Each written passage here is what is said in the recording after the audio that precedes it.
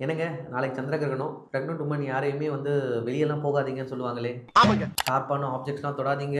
மூடி வச்சிருக்க சாப்பாடெல்லாம் எதுவும் சாப்பிடாதீங்க. வெளிய நடக்காதீங்க. கிரகணத்த பார்க்காதீங்க. அப்படிலாம் நெறைய சொல்லியிருப்பாங்களே! ஆமாங்க.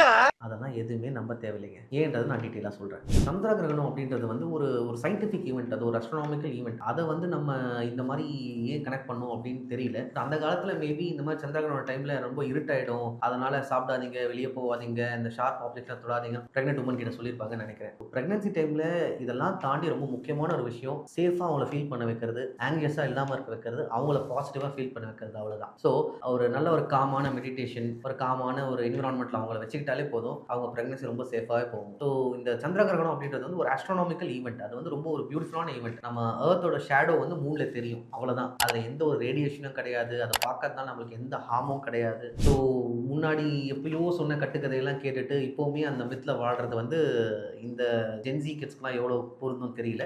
ஸோ அத பத்தி எதுவும் கவலைப்படாதீங்க. சந்திர கிரகணம் நல்லா பாருங்க. என்ஜாய் பண்ணுங்க. பி அவே. Take care.